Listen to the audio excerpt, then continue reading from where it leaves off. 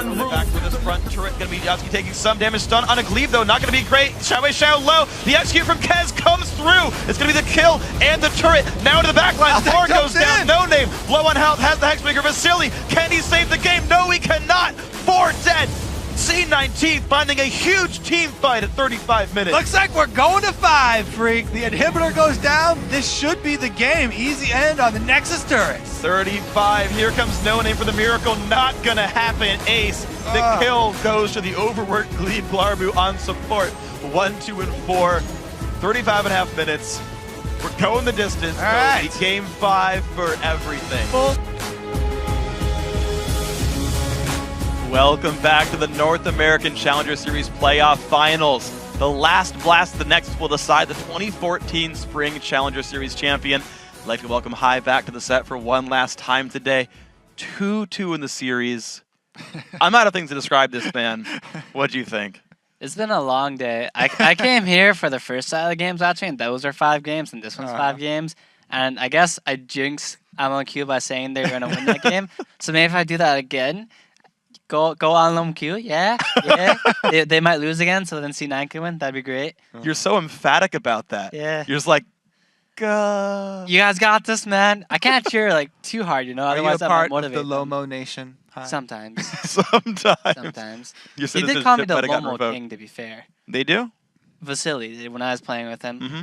I have a screenshot of it, actually. Wow. Yeah. You're the king. That's awesome. Hey, man, he called me the Lomo King, so I'm going to take a screenshot of that. Why would I not? I didn't know they were a monarchy, actually. I figured they were a democracy, but who knows? You were the sole leader. Congratulations. I'm the king of it, apparently. There you go. Okay, so then if you're LMQ, then if you're the king of the nation, what do you do then to fix up Game 5 here? Because they're trading back and forth, obviously. So I've seen this actually a couple times. The last time C9 played against LMQ, I think they did mirror matches mid. So one time he had Nidalee, the other time he had Oriana, and they reversed it. And he just did this again. I feel like they're either doing that to make a statement. I think Scar said that on Twitter too. So I'm kind of pulling this from him, which I thought was cool. Yeah. So like he's picking Syndra into the Nidalee, and he picked like Nidalee into Syndra, and he's basically saying a statement, hey, I'm better than you. So there was also Medjai's picked up. Now that was by the support, but it's a similar thing, kind of making a statement with that item. Yeah, I don't know if I agree with the Medjai's or the Syndra pick personally.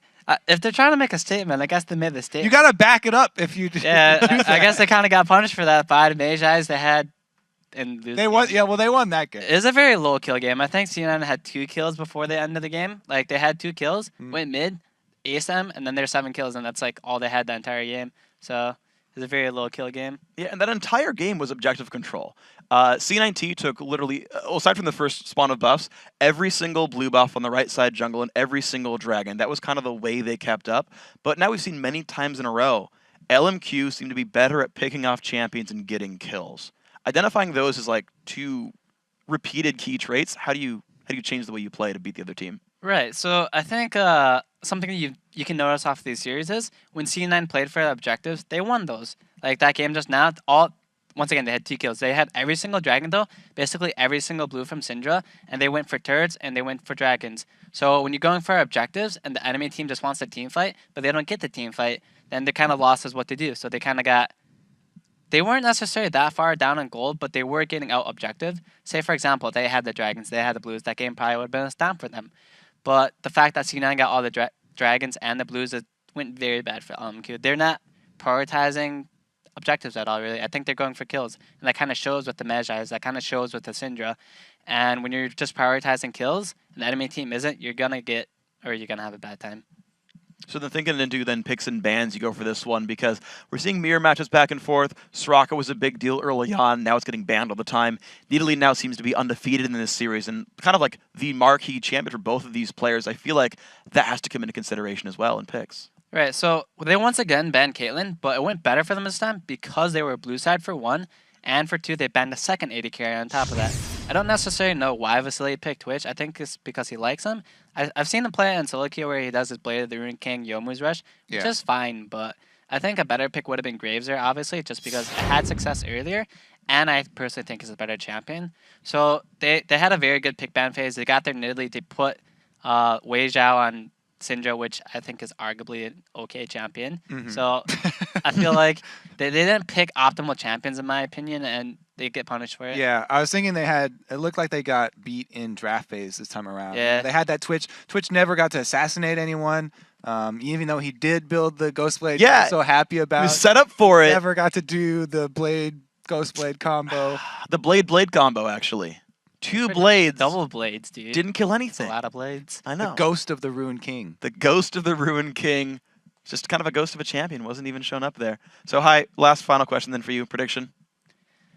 Go C9. Yes. That's Go. what I'm going to say. I thought you were going to go with your sabotage mode. Here Yeah, and go LMQ. LMQ's going to win. Yeah. let's hope that sabotages them. Root for one. Vote and for the other. team wins, yeah. There you go. All right, hi, thank you very much, guys. We're going to get ourselves into Game 10 of the night, but Game 5 of this series, winner takes the first ever Challenger champion here in North America. And, you know, they talked about at the very beginning of the tournament, or the very beginning of this match, actually, Cloud9 Tempest saying, well, Cloud9 Eclipse won in Europe.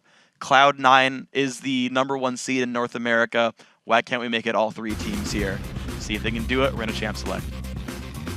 Why not indeed, Freak? Now, you did bring up a point during our interview, where you talked about LMQ are so good at picking people off. Yeah. Is that they're great at picking people off, or is that Cloud9 are great at walking into picks? Both? Because one of them, at least one of them, was just walking straight into That's pick. true. So That's true. we'll have to see. Vision control, though, regardless, either way is going to be important so they can avoid those picks that LMQ are looking for, trying to kill people, go more for kills than objectives. LMQ, though, they can easily go straight back to their core game plan, have the early game team fights, win the dragon fights, take objectives off of those, go back to the comfort picks. So we'll see what the teams find. Soraka and Shyvana still banned away. We'll see if LMQ adds the Ziggs again. The Ziggs have been banned every single game so far. I don't know if they changed that plan. C9T making, I think, a smart adaptation, banning away Nidalee in this matchup. Yeah. Not they're allowing blue that. Side, so they've learned. Well, they also banned Ori, though, because they've added that ban on for a while against Xiao Wei Xiao. Yeah, I mean, they're leaving Ori up, but I don't feel like that's as big of a deal as the Nidalee. And Ziggs still They removed. could still ban it, too. And they've So- only banned Caitlyn as well. So all the other AD carries will still be available. They're just trying to take that away from Vasily. Now, Lucian, Lucian the last Orianna ban, is the main. last ban's either going to be Lucian or Orianna. Now, the real question is, who are they more afraid of? Which Maybe no name Kazakhs? Nope, which it isn't player? right. No, yeah. Okay, so it is that. They're gonna give the possibility of a first pick Lucian, in which case they could take a Kazakhs. They could take a Renekton. I don't know. It's an interesting trade-off here. Yeah, if this was 4.4, you'd say Lulu. We've seen it a little bit. I but- mean, Lulu would probably be the answer pick to whatever other mid laner gets picked first. Well, keep in mind, this is a game, think about, I think it was game 3, actually, where C9T taxed Bishu's champ pool so hard that he was forced back on the Syndra that didn't work well. Syndra's 0-2 in this series. Yeah. LMQ could continue to attack the mid lane pool, grab another thing that Bishu would like to play, like Lulu. And I feel like that's an important pick for these guys. They give up the Kazakhs and go. I mean, they give up the Lucian, go for Kazakhs instead. So Yep. Lucian is definitely available, as well as. Okay, never mind. Yep, Lucian's available, the Renekton They worked can last lock time. in quicker than I can speak. It's true. But anyways, those are the two that we talked about. However, support still up. For Morgana, for some reason, has been a really high priority for these guys as well. Yeah. It looks like it's kind of dropped off as the games have progressed here. Because it's been, I mean, it's been a good champion, but Thresh has been equally as impactful. Don't feel like it's worth knocking any of these picks lower on the scale. So I think this is a good adaptation for both. Yeah, and Graves comes through anyway, so Lucian not even, I mean, they grabbed it, but it pushed them onto Graves. Graves was a good performance from Vasily before anyway. No mid laner yet. The hard counter pick is guaranteed for Cloud9 if they want to leave their mid till last. Likewise, they could jump for that Lulu, who's a safe all-around Sure. mid laner to go with if he's worried about getting cornered. And I'm wondering what else is in that pool for him right here. He's already taken 4 mid lane bans. You've always got to make sure you know what else is available to you on this one. But C9T now going to take their time with this one. Top lane Lee Sin, jungle Kazakhs, AD carry Graves. A very damage-heavy lineup. I think every top lane Lee Sin gets 1 or 2 offensive items before they start. Whether it's Brutalizer, Last Whisper, I've seen that, or the Hydra Rush. Sometimes even seen BT Rush. But I feel like we are going to have damage in a lot of plays for LMQ. And Ackerman does have the teleport still, sitting on that, so likely the teleport Lee Sin. Looking to shove the lanes very quickly and then move around the map. So they do go early Lulu, get that safe early pick for the mid lane. Yeah. There's not like hard counter picks for Lulu, so it's an all-around safe pick there for Bishu. Locking in the jungler, I thought it was going to be an Elise locked in. Yeah, Evelyn very similar though. It's right up there as far as Kez's rankings go. So it's actually going to put more threat on the map early without him having to be there. Just as we talked about before, the vision tax that Evelyn brings, as well as the threat that sort of makes the solo lanes play a little bit safer because they always have to respect an Evelyn. Yeah, and if we actually saw last time there was an Evelyn there, significant pink ward purchase from LMQ. That Evelyn tax, as you described it. There's going to be that little bit of an invisible gold lead going on to see if LMQ can stop the ganks coming through. The last few seconds taken out, and LMQ are going to go support Annie here for more. So last time he hovered over it, this time they actually pulled the trigger. Yeah. They're going so damage heavy here. This team for LMQ is all about quick bursting. They're picking people off. They're bursting down single targets. They can actually burst down several targets at once with the Annie and Graves. Arguably, yeah. But man, that duo as just a lane, level 6 is terrifying. An Annie Graves lane, level 6, is one of the most terrifying things that you can have in the duo lane. So C9T back it up with some defensive pickups as well. I still like Karma vs. Graves, another matchup where you've got a big poke lead. Also, judging by my knowledge of these players, I feel like more is likely to start with like a Ruby Crystal. So in 2-on-1s, you've actually got a slight push lead here. I feel like it's mid Lulu and support. Yeah, because I didn't finish the thought because I'm right there with you. No, we're there, but I'm thinking of extra level ahead. I think C9T will still swap these. I don't think it's mid Karma. Yeah, it's very unlikely. But I was thinking like Lulu is a flex pick regardless. I like that they picked it up early, then waited on their true support pick. Let's see if they do swap it. Well, I think the rules, they do. It's 20 seconds. Cutoff is 20 seconds. They put it back there. Bishu ignite Lulu actually as well. So wanting to fight his opponents, not the heal stack necessarily. Renekton Eve, still very fun. Also ignite Renekton here. So actually a lot of changes. And the Lulu talking about changes in the new patch, she cannot actually pull off the double Glitterance even if she stacks up cooldown reduction. Before you were able to get to it. And I felt like that's where a lot of Lulu kills came from, is people, especially the first time around, not expecting the picks to stay on you that long and getting off a second Glitterance. That's not available anymore. So it's pretty much all about that upfront damage. Yeah. And you just have to worry about the speed. That still catches people off guard with Lulu.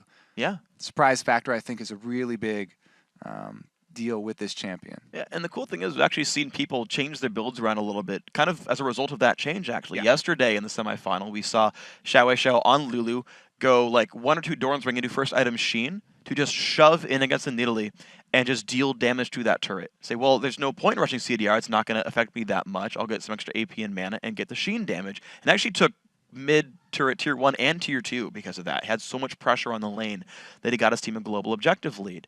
So I kind of want to track the item progression there from Bishu, see how he does with this Lulu here.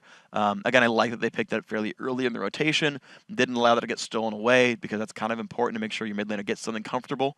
So Bishu being back on something he cares about, that he's good with, it's going to be something to watch for. Yeah, I'm very excited for this game because it feels like LMQ are the ones who make the first decision. They're the ones with the high damage team if they can execute well. If they can execute well, if they can get the vision and get the first step, the initiation on even the little skirmishes, then they can come out ahead. However, C9 being the more beefy team, the more resilient set of champions, if LMQ make a misstep in one of those fights, it's very easy for Cloud9 to punish them for it. It's going to be about the gold lead then in this one. Cloud9 Tempest chilling by their blue buff right now, but LMQ stacking up pretty early on the top side of the map. We'll see what happens with these teams. It is Ruby Crystal and a ward start for more. He's actually already put that one down. Ooh, early W start from Annie as well. Already got the stun. Okay. It is a 1.25 second stun. It's been nerfed a couple of patches ago to be shorter early game, but still incredibly important. Still have an area effect stun at level 1. Yeah, still enough to kill somebody at a level 1 team fight. Yeah, when you got Kha'Zix's Lee Sin, some good damage there. Right now, C9T, they're waiting around on the wings. Kez actually off on the side, being Evelyn. He can stand outside the brush and be invisible. All right, Yuzuki has switched off his teleport. Was holding onto that one through Champion Select, but he's going Ignite Renekton. Yeah, 2 Ignites, 2 heals in the team. This is one of the few times where LMQ actually have the teleport advantage moving towards late game. See how well Ackerman can use that to his advantage. Lee Sin versus Renekton. Interesting matchup here with Lee Sin being down his combat summoner. It will be, again, influenced by junglers pretty easily. And it looks like we're going to have a 2-on-1 with the lanes, I would say, in something like an advantage for C9T. Top lane turret, of course, harder to take down, and with LMQ dedicating their dual lane up there, it's actually going to be harder. I mean, we've seen now 2 games in a row, C9T getting an early objective lead because of lane swaps, whether it's 2 turrets for 0, 2 turrets for 1, plus a dragon. C9T starts these games away early, and they won the last game just because of objective control. It's a thing to keep in mind here. Yeah. Yatsuki, though, with Ignite, is on the wrong side of the map. He's going to have to run all the way down to join Kez with the buffs and whatnot.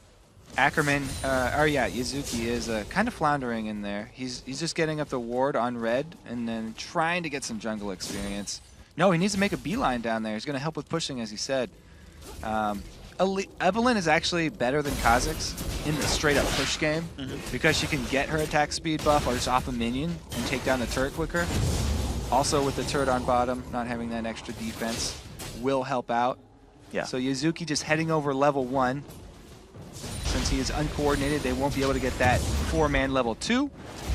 And it's going to be spread out a little bit more unevenly. LMQ slightly flubbed this push right here. They actually lost most of their first wave in this one with the cannon minion wave. Vasily also took some damage, but here comes the initial push. This turret will be going down.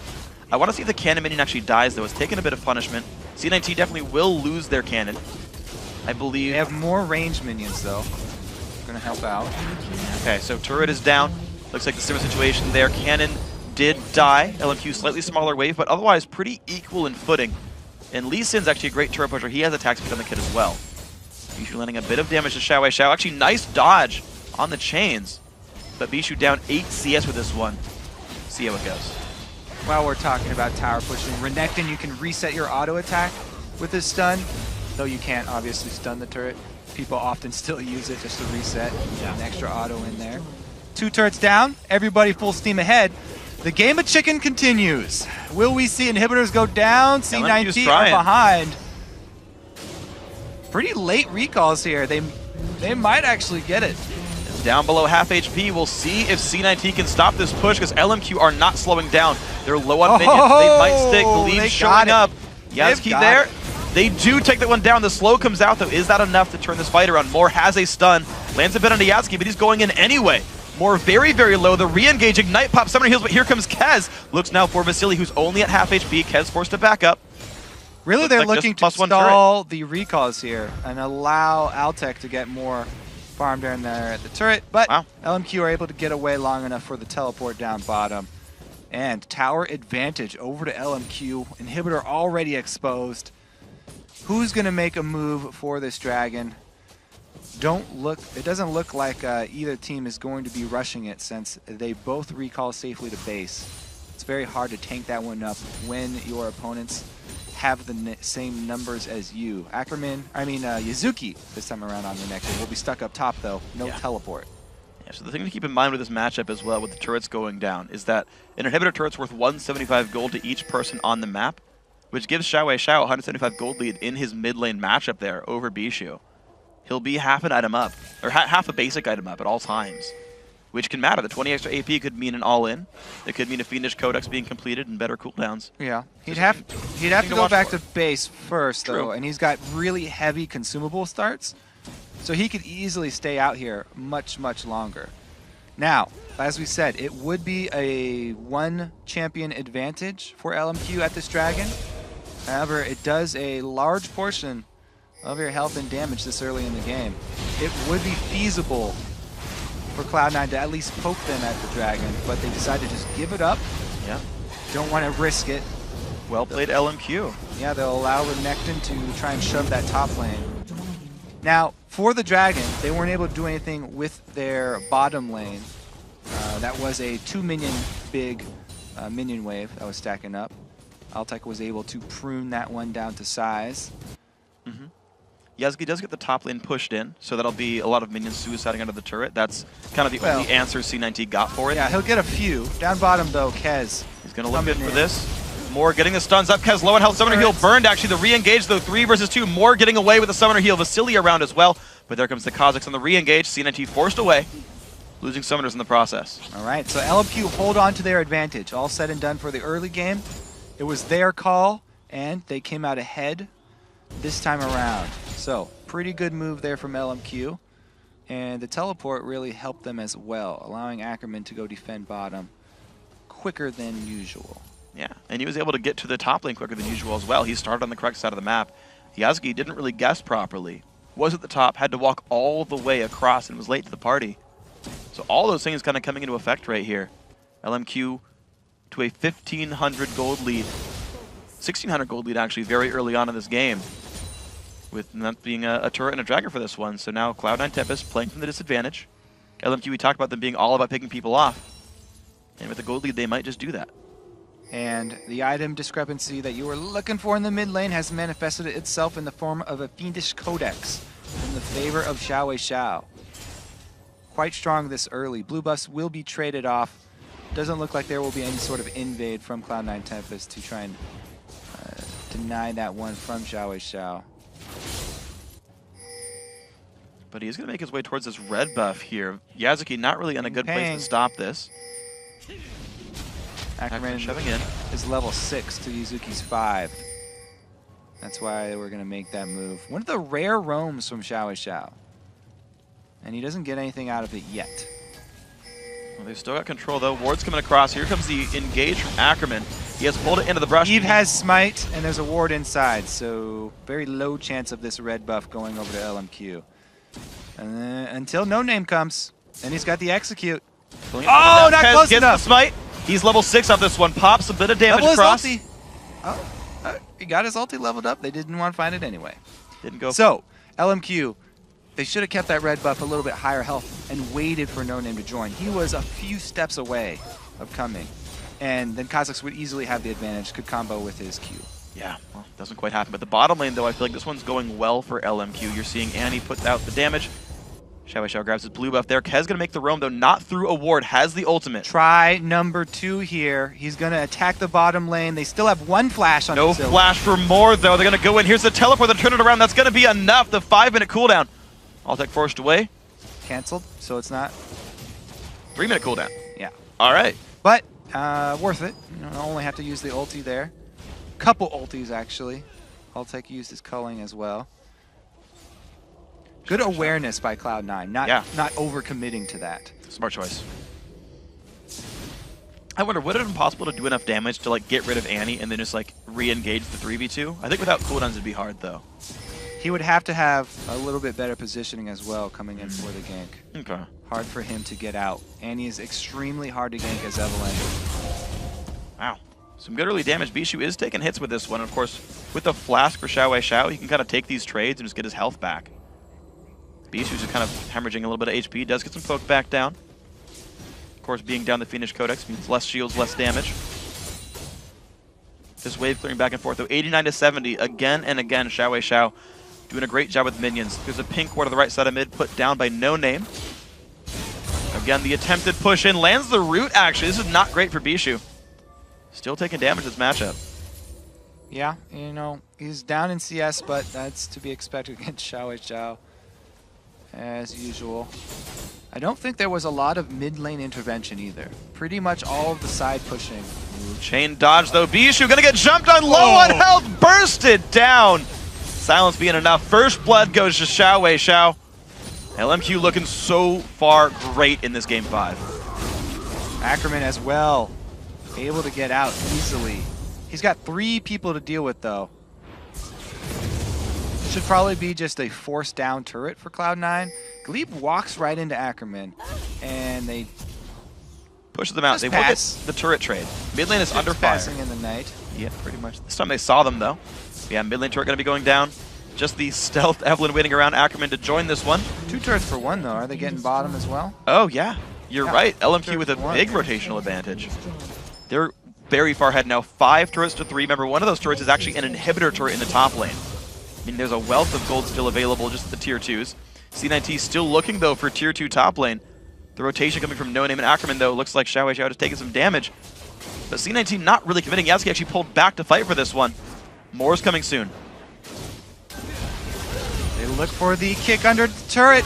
A little bit early. Engage for the damage, but the re-engage. Tibbers putting out huge pain. LMQ diving in for this one. The culling coming across, gonna kill off Tibbers.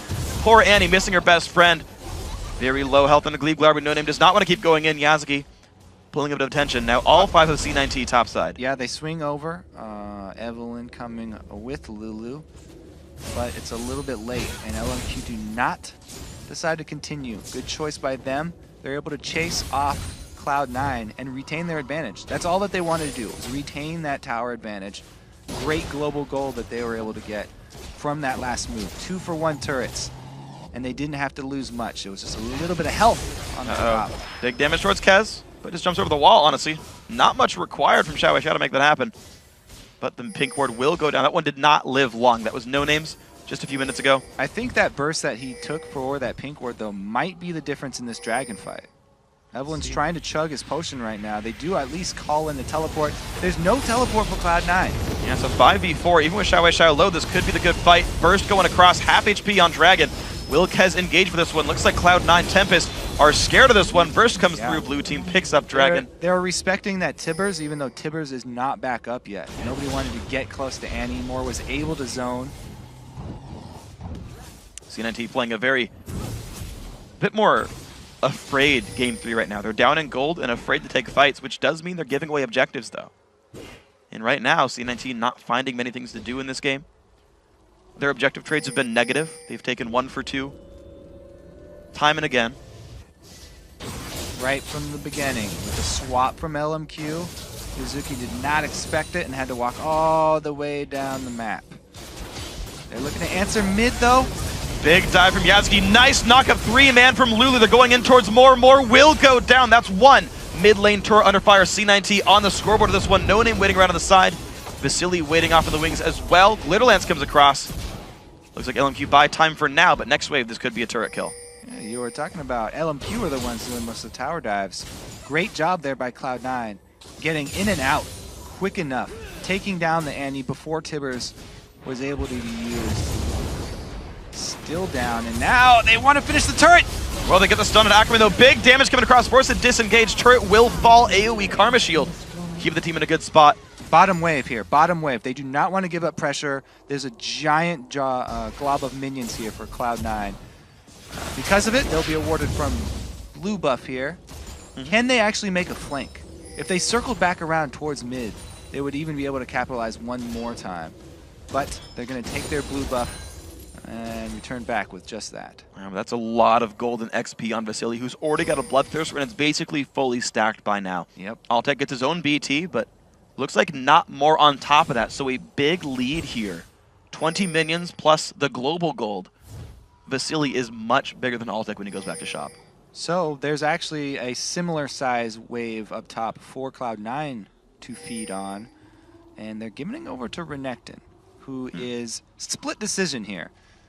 Decided to start with pickaxe and now moving more towards tank. Not going to complete that Tiamat quite yet. Well, let's see if he actually goes for that or completes Sunfire Cape first. Both of them actually help with pushing waves, but the Sunfire, a lot more tanky early. It's true. You spend a lot of money for a bit more stats. You get like 70 health and 5 armor for like 900 gold. It's pretty much you're investing in the flames. Trust in the flames. You always got to. For the night is dark and full of terrors. I do not know what that's from.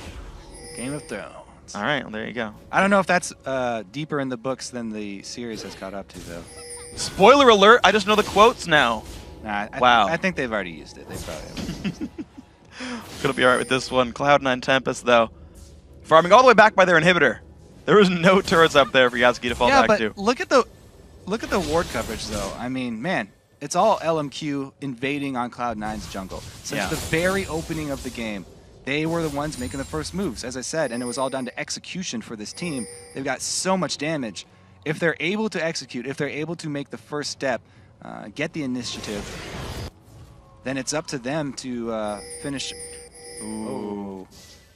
Okay, Ackerman's pretty deep here.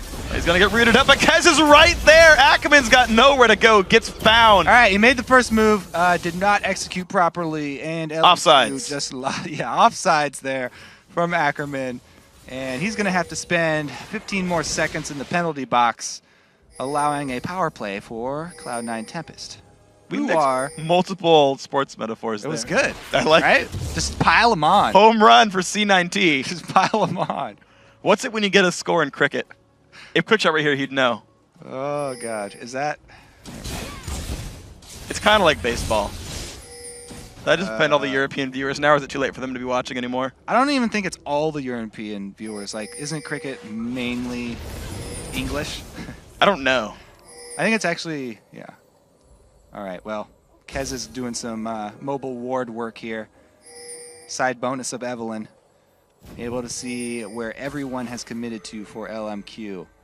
Moore does have his flash and tippers available, so that comboed with the Graves, really, really scary. Talking about the damage that they're packing. They can turn this team fight in the blink of an eye if he gets a good flash tibbers. And this turret's super low. Yasuke could just tank the damage for it. He will, but this is a bit dangerous. Whoa, taking big pain back. He might get himself killed by Ackerman. He's going to have a big heal. He could have a dash going away. He used up a lot of the fury. The Q hits. The flash. He actually follows through anyway. Beautiful from Ackerman right there. Too early on the flash. He could have won that fight. Yeah. But perfect play by Ackerman. Gives himself the kill back. Does get a turret kill, but heavy engage by Yasuke to get that one. All right, Freak. In cricket, it's a run just like baseball. So It's a run. Not adding anything on. All right, cool. Darn. All right, let's get a replay of that. He really wants this turret. Kicks him off the turret. You have to slice back in. And here's where the loss of fury comes in, off the dice. Yep. That was unfortunate for him. But because he goes for the flash and doesn't get an auto attack turnaround, the ignite not going to take him down either. You already knew the outcome of that duel. Yep. Ackerman gets some vengeance. So 2,000 gold game. More Vasily Xiao all here ready for Dragon. C9T not ready for this one, so looks like this will be another objective going over LMQ's way. Cloud9 is making their way down, but they're not going to be there in time. And I have to say, LMQ using that teleport pretty well since the beginning of the game. C9 definitely missing out on that summoner spell this time around. Yazuki hasn't been able to do that much with his ignite instead. And you know, speaking of the teleport, Distortion already picked up for Ackerman. He's got a extremely low cooldown. Hey, doesn't it give you some new move speed after you flash now too? You get well, like about 2 seconds of 30% move speed after TP, or 1 second after a flash. That's for even easier Dragon Rage kicks back into your team. You can position yourself that much quicker. Vasily on the flank gets spotted out by Kez, though, has to flash the wall. Offsides, but he gets away with it. Yeah. Just a yellow card. You definitely don't get cards for Yazuki! offsides. He does not like that wall. Yazuki has tried to go through that wall from both sides and has failed both times. It's very unfortunate. Just keeps ramming his head against it. Putting a dent in that wall. Pretty soon that wall is going to give way. He's doing some deforestation. He's trying to get rid of the trees. Hates nature, Yasuki. Man, this game, because it's the game 5, I feel like... there it is! The flash by Bishu keeps him safe, though. Ackerman has to get away. He does, though, with the ward hop. Clutch right there. Tibbers down. Bomb on. Tibbers does die. Smite secures gold. it. Kez rich now. Quick wave clear for LMQ. The 1-0-0 LeBlanc. He doesn't pick it to, like, rest his control over the map. He's just like, I'm going to farm, and I'll kill you in teamfights later. Aldeck gets the red buff. Already has a blue for himself. 2-2 in the game. 2,500 gold. LMQ going in for this one early. There's no way for Cloud9 to get vision of this without going through more. They're not checking. Oh, yeah. This is great move from LMQ. I like the no hesitation. They just scared off Cloud9. Plus, they know they have complete control with the double pink wards this early in the game. Yep. C9T find out too late. They'll know the timer by seeing those purple flowers floating around, but that's a big boost of golden XP. LMQ now up 4,000 and a Baron buff. 2 outer turrets left up for them to try and knock down as well. But really, it's not that great of a siege team here from LMQ. They need to make use of their split push, make use of their great ward coverage to try and pick somebody. It's hard for them to actually do anything around the turrets. The only thing that they would try and go for really would be to stun somebody with Annie who's a bit away from the turret and go with their range burst. They have great range burst as well. They don't have to all in commit to somebody. If they get up around a turret and somebody from Cloud9 steps up too far, they can stun them and execute them with the Graves and LeBlanc combo. Guess they'll be sending them to their graves. But don't. Ackerman gonna make his way up. Killing off the minions. Does have no summoners, but really a whole lot of wave clear. 150 minions. Still basically treading water against Yazuki, but the mid lane matchup and the AD carry matchup, you've got pretty substantial leads right here. So LMQ, their key players, are very far ahead. Death cap already done. Yazuki pushed around a little bit, but you're seeing an item lead in the mid lane and a pretty substantial item lead for AD carry. Zerkree's, or sorry, Static Shiv ordered done for Vasily, so even more burst is there.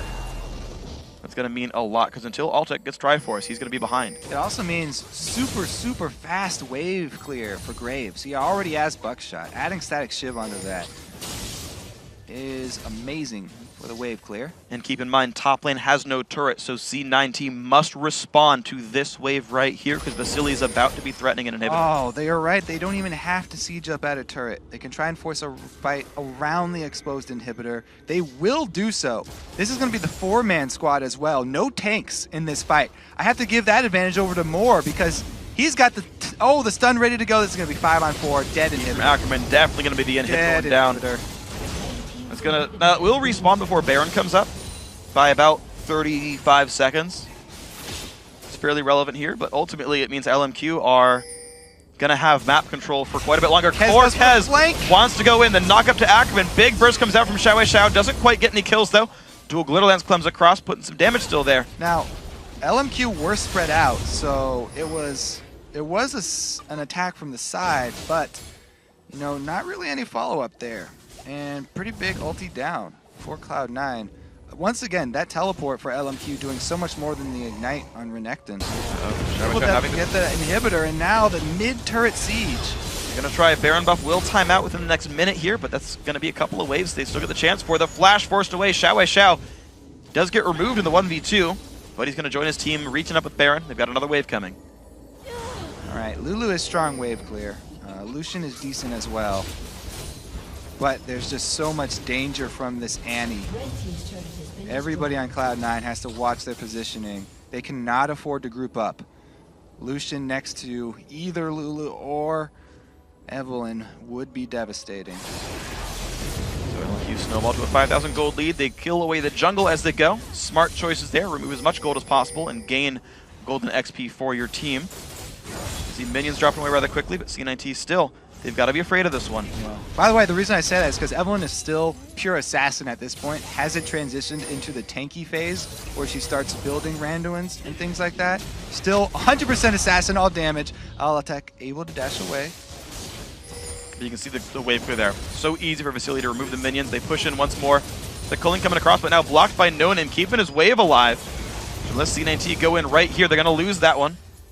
They get away with enough, killing the minions off. LMQ backs off. Yeah, they're making great use of this zoning threat from Annie right now, even allowing Graves with the short range to get in on the turret. Yeah. They got to watch out, though. Evelyn's ulti is back up. He's looking for the side. Thor wants it, finds a 3-man ulti. There comes the dive from Renekton. Xiao pops the clone. He does go down, 1 for 0. Top lane Dex's turret going down, though, as we speak. Can they find any more? Top turret number 1 goes down. Moore's going to fall. 2 for 0 in exchange for the turret. And now the second one's going down. Someone's got to go back and defend that right now. Looks like that's going to be Altec on Lucian. The new minion wave spawn's going to keep that safe. Now Dragon is up. C9T can get something back. Yes, that will be an objective here, unless No Name can come up with a steal. 4 members of Cloud9 are still at the Dragon. Yeah, No Name not even going to go for that steal. So, great objective there for Cloud9. They're able to get the fight on the bottom side now. Wow. Even though they are down another Nexus turret. Altec couldn't hold the wave, so the Nexus is now completely open. Baron's up in 1 minute and 45 seconds. The inhib's respawning soon. That last fight does show why I put so much emphasis on initiative in this game, though. Because Cloud9 are the ones with the tank, and they're the ones getting the initiative in the team fights. It goes fully against LMQ. They're so squishy. Everyone is squishy. Once their battle line is breached, everyone has to scramble. And they can't hold together. They can't focus their fire on the stun target from Annie. Everybody just has to run away. So now at this point, C9T are permanently one team fight away from the game being out of their reach. Inhibitor plus Nexus, not that hard to kill with death timers. Now 27 minutes into the game. C9T have to play pretty much perfectly from here on out. Baron 1 minute away. Inhibitor's going to be going away. Ackerman gets the tier 2 turret in the bottom lane, meaning the only turrets left on the map for C9T defend the bottom and middle inhibitors. Yaz getting a bit of a trade. LMQ getting position over the Baron pit. Kez going to try to grab red buff for the team. No steal comes in, but an early smite for Kez. Inhibitor's back. That means the last super minion wave has just been cleared away. There's only regular minions left. Baron in 40 seconds. The map could be equalized, but one catch could mean the game for LMQ. Ooh, Moore gonna run straight into Kez. 10 gold. No stun used, even though he did have no name to back him up. They don't have that deep vision that they were relying on before. And since everyone is fairly squishy, can't overextend. Even though they do have the gold lead again, it's all about the first step in that team fight. If they can start it off with Moore landing the AoE stun, it'll be a massacre. Uh-oh. Uh-oh. LMQ waiting in the brush to go for the engage. Correct. Oh, Flash! he misses! Does not take him down. Glebe stays alive. LMQ get rid of some wards, but Yeah, Cloud9. here's the teleport. LMQ going to start Baron. Easy for a little bit longer. They don't have to worry about the Tibbers this time, but it will be a miracle steal. This is against the Lee Sin. Kez in a dangerous spot. Going to get jumped on. Big damage comes through. Takes Mikhail's, but getting exploded. There's a kill for LMQ. No smite for Cloud9 Tempest. On the top side, not able to answer with anything. Xiao Xiao double dashes away. Glebe going to get jumped on as well by the Kazakhs. Puts the slowdown, puts the root as well. But Moore and Xiao going to land the root, going to land the damage. Another kill picked up. Yeah, you've got Karma Tether. Xiao Xiao has the LeBlanc chains. Much stronger. Those ethereal chains. They do not break. All right, 3 versus 5. Desperate attempt to stop the Baron here. Some poke on a Xiao. Decent damage. Actually, Yazgi going to go in. Doesn't quite land the stun. Chain's not going to hit either, though. 5 versus 3. C9T forced to disengage. Yeah, nobody wants to tank that thing. So, LMQ, yes, they pick off 2 more kills. They bolster their lead. However, not able to claim the end of the Baron. So, they're going to need to retain some vision here. Cloud9 need to take this little bit of breathing room, try and secure some vision. Uh-oh. Izuki. Speaking of vision, Xiao's going to land the chain. Yasuki pops the ult. He has some fury, but he's down well below half HP. He's going to get bursted out. Ackerman claims the kill. Now 5-4 LMQ. C9T, though, on the rotation. Can they find it? The slow. The damage coming across. Can they get the kill? Culling used. Xiao will drop. Now they look for Ackerman. He's going to try to get over the wall. The wards spot the retreat. He's going to flash. Little Ant's not going to land here as well, though. More damage coming across. No Name is there for the safeguard. Graves going up the mid, though. Still on the chase. Yes, Vasily is pushing. No Name's still running away. Moore is there for the defense. Looks like LMQ might get the mid lane inhibitor turret right now. Will there be enough recalls to keep this alive? This turret's going down. Rest of the team is just trying to stop those recalls. Actually, Kazakhs jumps in to stop one. They're going to kill away some wards. LMQ controlling this map very nicely. The split push AD carry. He can make his way down to bot if he wants for a big wave. But he says, no, I'm going to contest Baron one more time. Ward control still here for LMQ. But the ward comes down for C9T, keeps it safe. 2 exposed inhibitors and an exposed Nexus here. Cloud9 are walking on eggshells. As he said, 1 lost team fight will be the end of the game for them. They cannot afford a misstep. C9T have a total of 1 turret left. They have 2 exposed inhibitors and a bot lane inhibitor turret. Any of those go down, should not be hard for LMQ to close the game out. Right now we sit on a 6,500 gold lead. LMQ is actually slowly stretching that lead, trading kills back and forth, but just finding more globals, finding more jungle to kill. Ackerman gonna get a big wave for himself. The distortion. And he used that money for the last whisper. He's not going more tanky. He's more damage here. It's a risky build, but if it pays off, it can one-shot somebody. It's a big deal. Kez gonna get blue buff over to Bishu, who's only level 13 actually. The levels, I gotta say, are a pretty big deal. Graves and LeBlanc both 15 here. The Lee Sin, 16. Yasuke only 15, Kez only 14, Bishu only 13. At least they have the advantage in Smite. Kez 14 to 13 Kazakhs. However, Kazakhs can combo that damage much easier. Teleport not up yet. So Lee Sin just going to be up there trying to draw attention away for another 25 seconds. And for a short time, C9T has actually equalized the AD carry damage output. Until rank 3 Graves ulti, the ADs are basically the same spot. Yes, there's a BF sword here for Vasily, but 3 completed items is the big tier to watch for. So both these guys contribute a lot of threat in a battle. Both teams have Mikhails. We're going to have Twin Shadows coming out soon for Glebe. That might actually help the team get some picks. We see an equal ability to team fight with 5 kills per side. It's just the objectives putting LMQ ahead. 5 turrets, a bunch of dragons. Yeah, basically LMQ, they could toss this game if they get Evelyn ulted inside the Baron pit. Moore's going to have to flash over the wall. He's going to give red control over to C9T. It's a pretty big win for them. Moore's also at half life. That bought them some more time. Well, here's a battle, though. Ackerman 16 to Yasuke's 15 has to disengage. Renekton not able to win this fight. And, of course, remember, there is still the teleport lead for Lee Sin. At any time, that could be a 5v4 for LMQ. They're going to try that at Baron. Ward over the wall. It's going to be the team trying to come down to stop this one. No Name down to half. All right. Missing some HP for this one. What they're really looking for is a 4-man Evelyn ulti. Can he get in position, though? He would have to flash for it. Chain won't land. Here comes the jump on in. Kez going to land the ulti. Tiber's going to get dodged away from Moore. A bit low on health. Here comes the re-engage. Chain lands on a Glebe. He's going to get out. Kez forced back as well. Ackerman, one hit from dead. Mikhails. Randoms keeps him alive. Altec on the chase, but the safeguard. It's not going to happen. There's the W flash. Altec still not in range, but there's Yasuke on the other side. Knocked backwards. Kill finally goes through to Altec. 1 for 0, but there's no health on C9T. The one thing that could turn this around was the Evelyn ult at Baron, and LMQ go to Baron. They get Eve ulted. They chase him down. Altec barely able to come out with the kill on Ackerman, and it's only a 1-man kill, so it's not that much gold in itself, but it leads to the dragon. Comeback dragon's huge in the game now. That is a substantial amount of bonus experience awarded, as well as the global gold. That's a lot of XP for Glebe and Bishu right here. Huge. Altec should back off. All right, so Eve on, oh, it only actually hit 2 because he didn't flash for it, but 2 was enough because they got more low enough that he had to panic Tibbers here. Does he panic Tibbers? No. He actually just runs us straight out of it. Just kidding. Because Tibbers was probably used earlier. It died in that fight. Oh, okay. So the Tibbers, it didn't hit anybody at the beginning. Anyways, how did he turned! He turned the corner. Instead of walking straight down. Although with Triforce move speed, I think he would still outrun Lee Sin. The 8% buff you get from it is pretty substantial. Yeah. But still. Yeah. Still, I mean, it's super close. 1 for 0. Down to 5,000 gold. That's been bridged slightly. Xiao Xiao on top of a ward.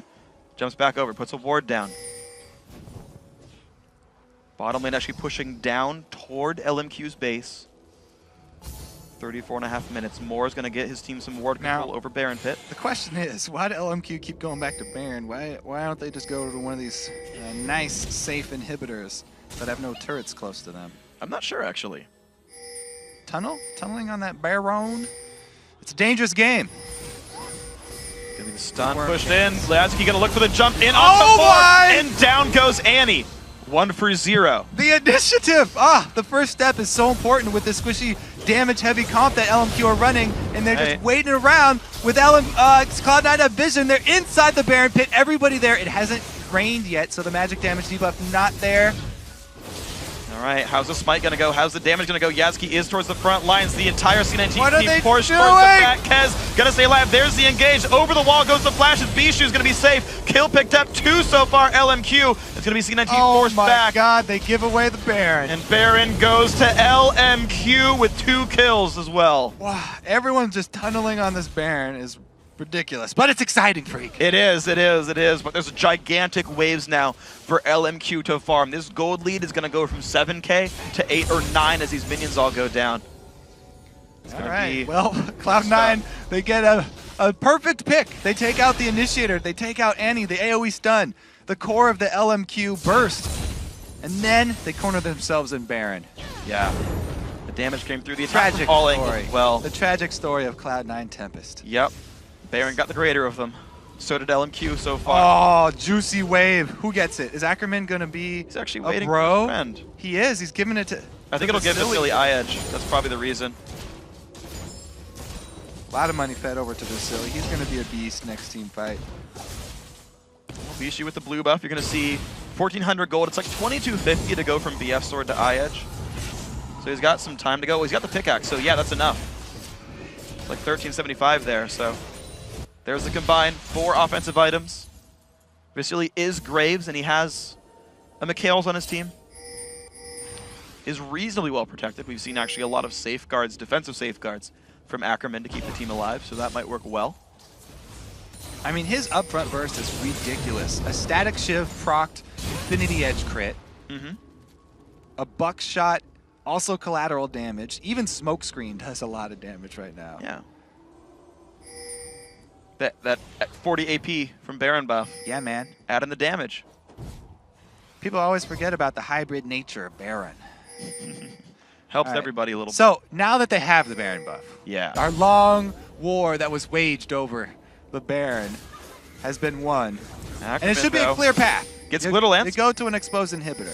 Safe though. Oh, the engage towards Bishu. Evil comes across the Vasily forced back. Great Timbers. Kez going to go down. 1 for 0. The Baron buff still on LMQ. They hop back forward. Bishu forced to disengage. Vasily is still wreaking havoc. Yasuki gonna be going down. 2, 3 kills picked up in the fight. LMQ find a 4th. This is gonna be the game. It goes to all 5, but LMQ gonna close out and take the Challenger Series championship. What a finish! Cloud9 get the pick that they wanted, yet they start the Baron. They get cornered inside, and LMQ run them out of it, take the Baron, and finish the game running up mid. Man, that game, LMQ, the early lead, they held the stranglehold for as long as they could. Couple of kills went back and forth, but the objective game always theirs. They pulled it out in the game 5 with a pick-focused composition. They're the champions. Whew. It's been a long day, an exciting day, Freak. Has been. We get to crown LMQ champions, though. So, Yeah. both of these teams putting up strong performances that will inspire fear in the bottom tier LCS teams. Yeah. They're not going to want to pick either of these two. No. So EG has to choose one. it's even dangerous, even if you don't get last place in LCS and you don't get to choose. The 7th place team as well is going to have a hard time Yep. even choosing between these two teams. Yeah, so we're going to see, of course, the North American LCS playoffs take place next weekend. We're going to see who gets 6th place there. They'll get first pick. We'll see which of the 3. EG's got a fear for themselves as well because they're the 7th place team. They're going to have a battle for themselves. And then, I mean, you saw how good both these teams looked. I feel like neither, right? And you talked about it, right? Yeah, You don't really want to pick if you're either. EG, who are you picking here?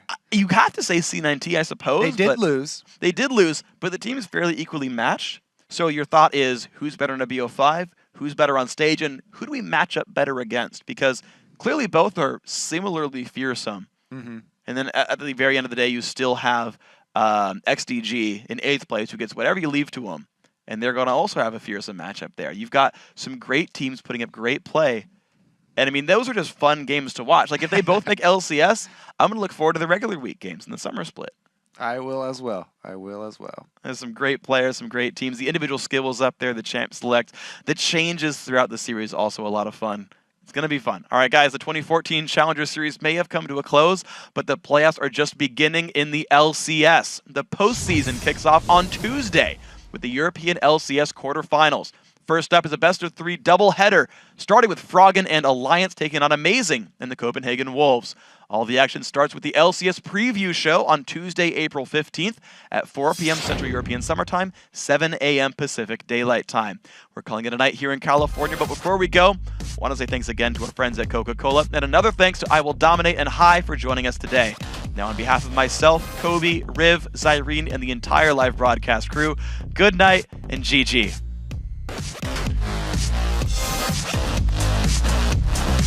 Evil comes across the Vasily forced back. Great Timbers. Kez going to go down. down. 1 for 0. The Baron buff still on LMQ. They hop back forward. Bijou forced disengage, but Silly is still wreaking havoc. Yasuki gonna be going down.